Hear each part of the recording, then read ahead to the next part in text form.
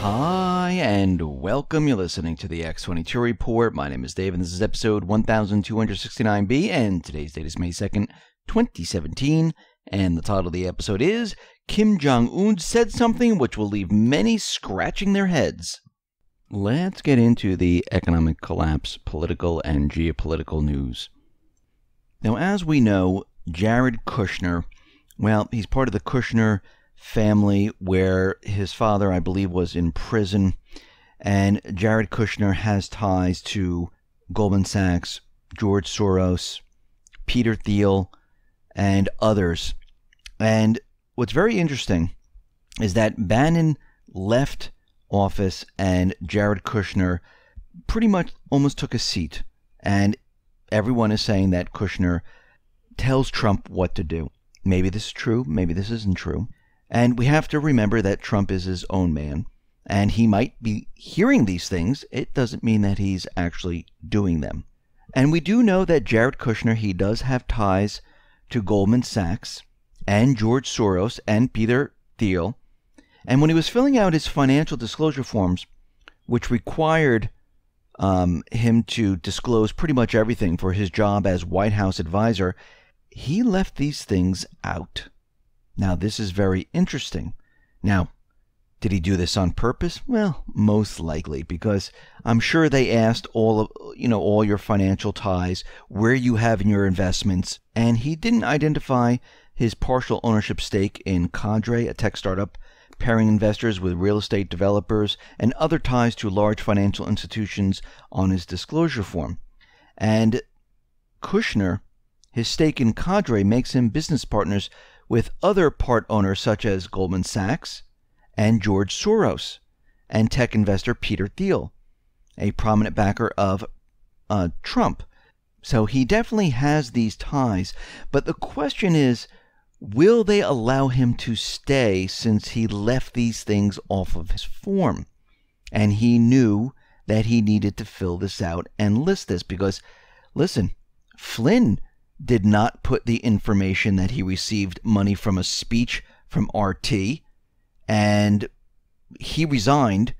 Will Jared Kuschner resign, or will Trump get rid of him? That's the real question. Do I think he's going to get rid of him? Do I think Trump is going to? Most likely not. He'll probably let it slide, but we'll have to watch this very carefully. I would like to see him gone. There is no reason for him to be in office right now. Now, Trump has dismissed speculation that his administration is split. He's saying that Steve Bannon, he is still with him. And Trump added that both Bannon and Reince Priebus, most likely they'll stay in their roles for the next couple of months, along with other key figures in his administration like Kellyanne Conway, Sean Spicer.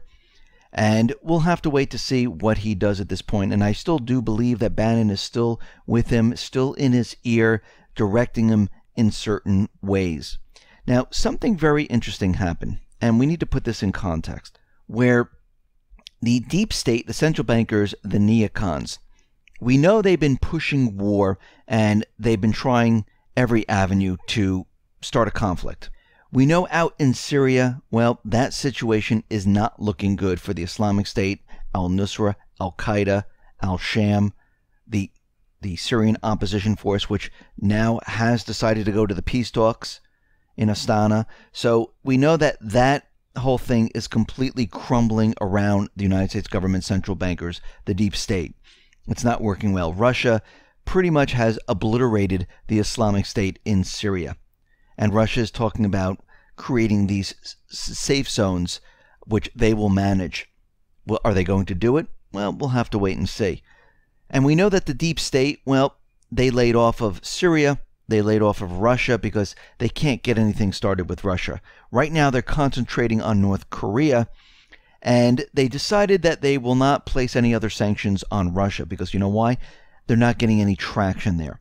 So if North Korea doesn't work out, and they cannot get the war started in North Korea, they're going to be moving towards Iran because what is happening right now is the deep state, they are losing momentum in each one of these areas. So they're trying to find a way to keep the aggression going.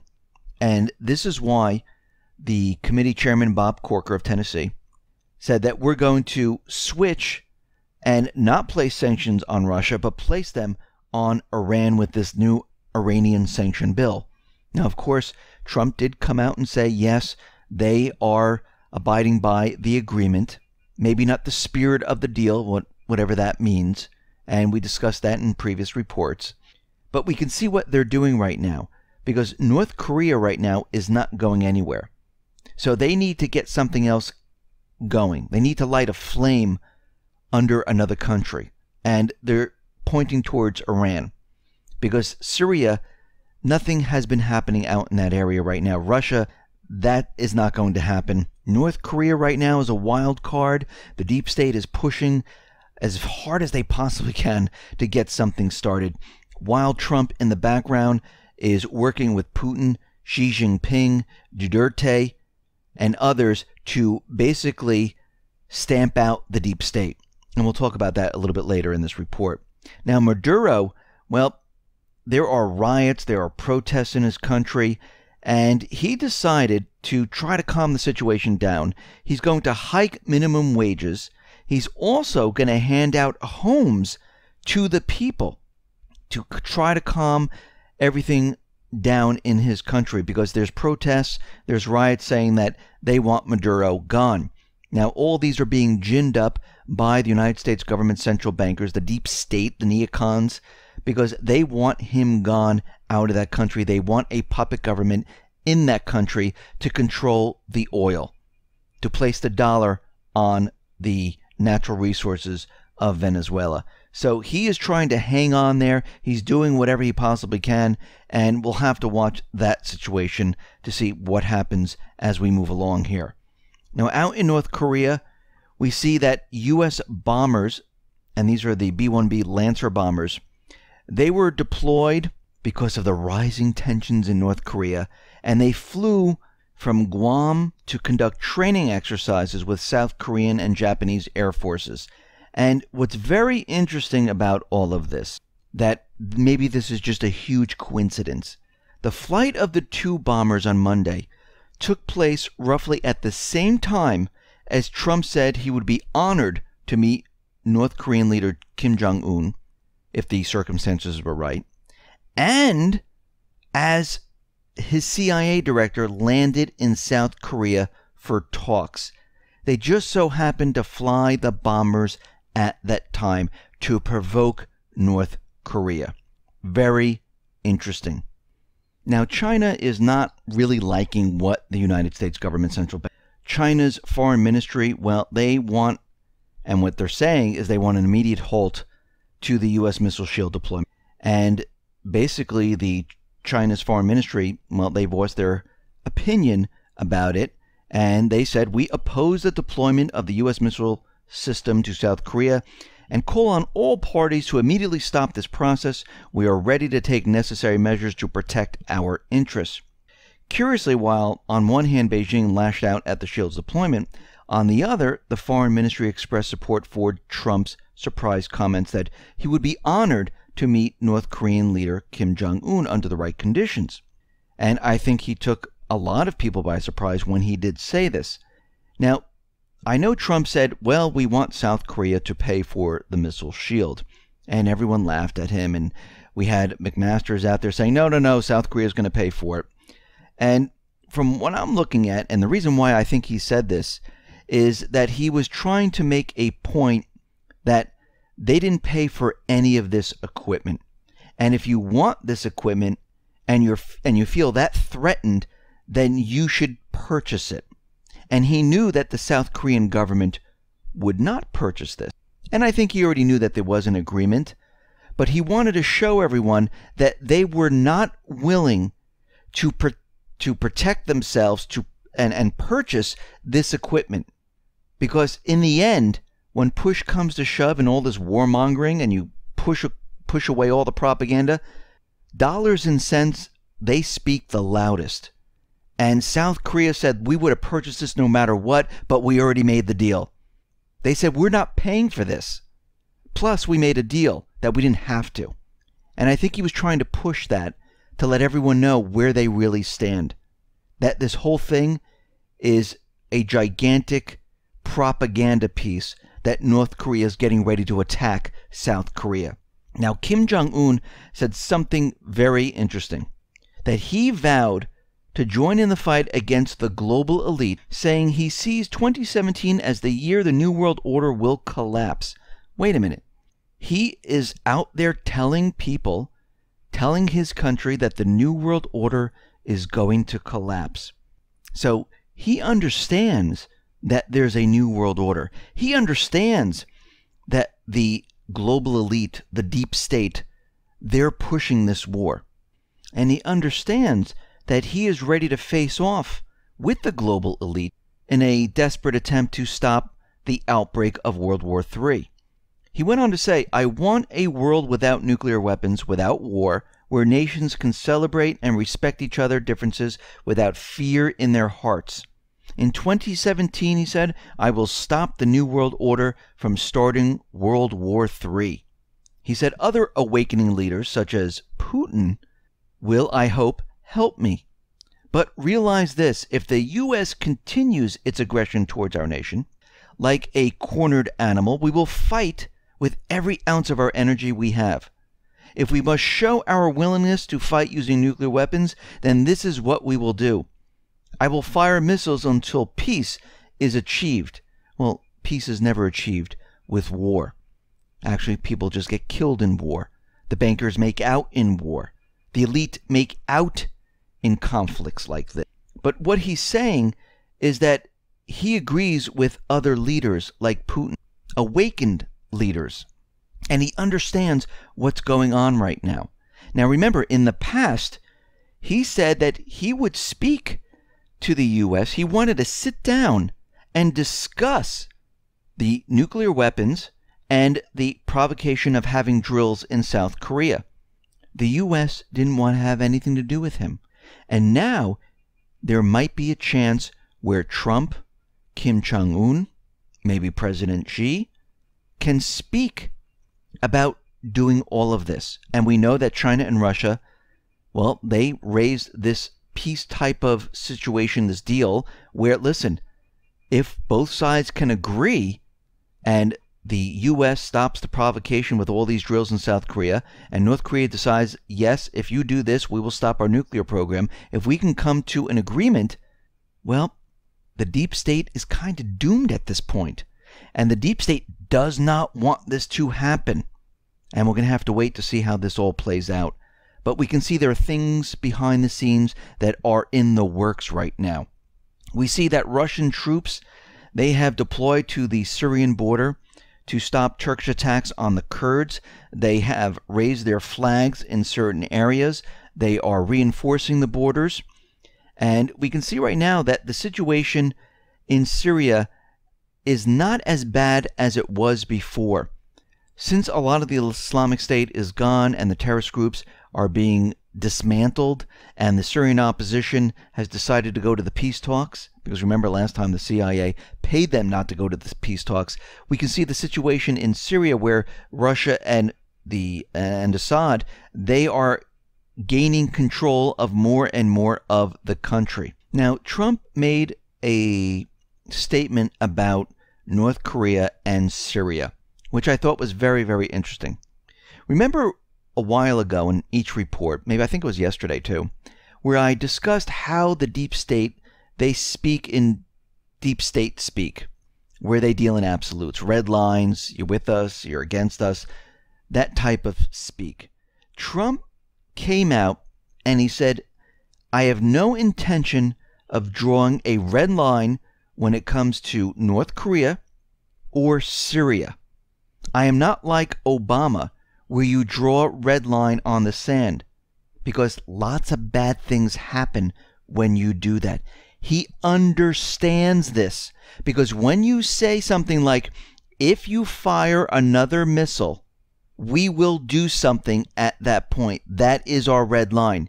You know the country is going to fire the missile. You know the whole thing was just set up.